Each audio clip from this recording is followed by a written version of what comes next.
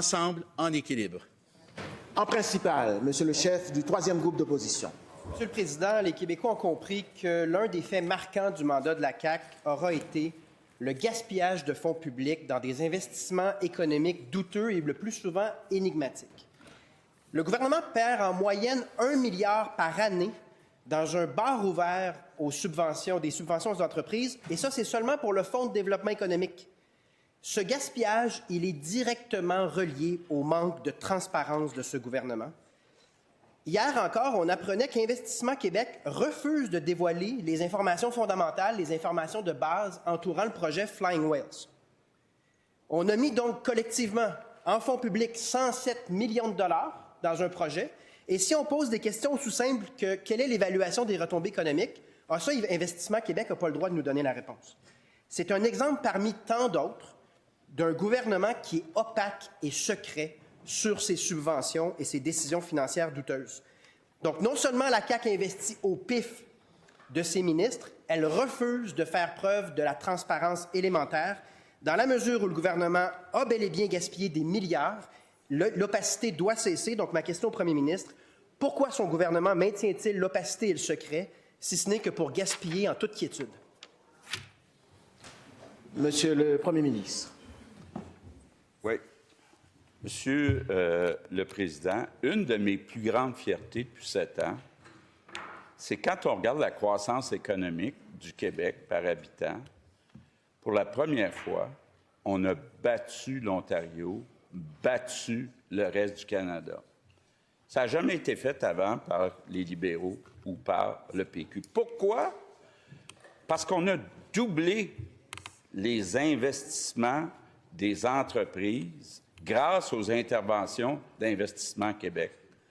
On a eu 93 milliards d'investissements des entreprises grâce aux interventions d'Investissement Québec. J'en reviens pas, Monsieur le Président, que le Parti québécois, où il y a eu Jacques Parizeau avec le REA, où il y a eu Bernard Landry qui a, avec moi, démarré Investissement Québec, qu'on ait maintenant un chef du PQ qui dit on n'aidera plus les entreprises. Monsieur le Président, on a démontré depuis 7 ans qu'on a battu l'Ontario puis le reste du Canada. Comment peut-il nous arriver avec quelques exemples? C'est sûr que quand tu aides 25 000 entreprises, tu ne peux pas avoir 100 de succès, mais quand tu es à 95 de succès, puis que tu bats l'Ontario puis le reste du Canada, moi, je resterais assis sur mes mains si j'étais le chef du Parti québécois.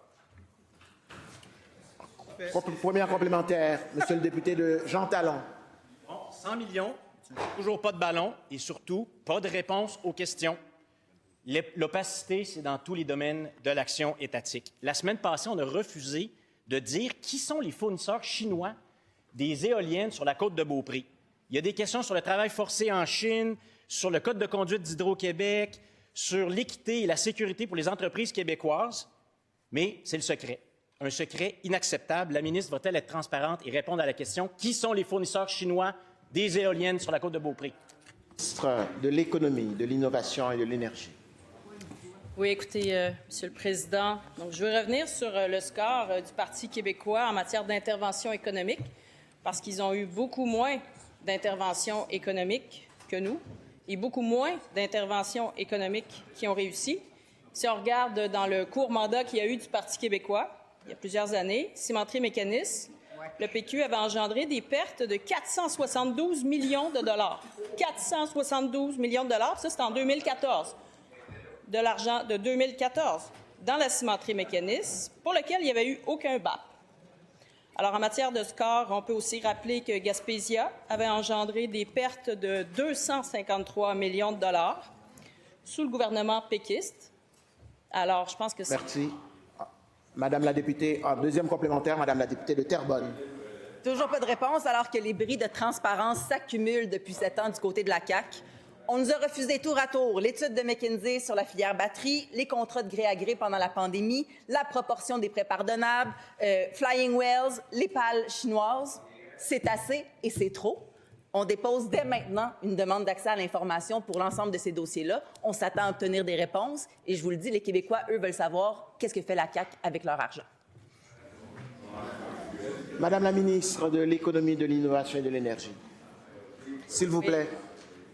S'il vous plaît, je veux pouvoir écouter Madame la ministre de l'Économie et de l'Énergie. S'il vous plaît. Madame la ministre. Oui, Monsieur le Président. Donc, je n'ai pas eu suffisamment une complémentaire pour faire la liste des projets qui ont mal été sous les libéraux. On peut aussi rappeler la mine de diamants à Stornoway, qui est un autre projet, sous les péquistes et les libéraux aussi, d'ailleurs, avec des pertes de 275 millions de dollars. Alors, c'est important aussi de regarder son propre historique avant de lancer des attaques face à un gouvernement qui a fait beaucoup plus que le leur. Et si on regarde notre taux de réussite, c'est-à-dire des projets où il n'y a pas eu de pertes, eh bien, sous les libéraux et les péquistes, le taux de réussite était de 41 % pour les projets de plus de 20 millions. On l'a rehaussé à 83 % ce taux de réussite-là. Et ça, c'est parce qu'on aide des entreprises. Donc, je ne sais pas si la députée de Terrebonne a indiqué à ADF qu'elle ne les aiderait pas. En principe.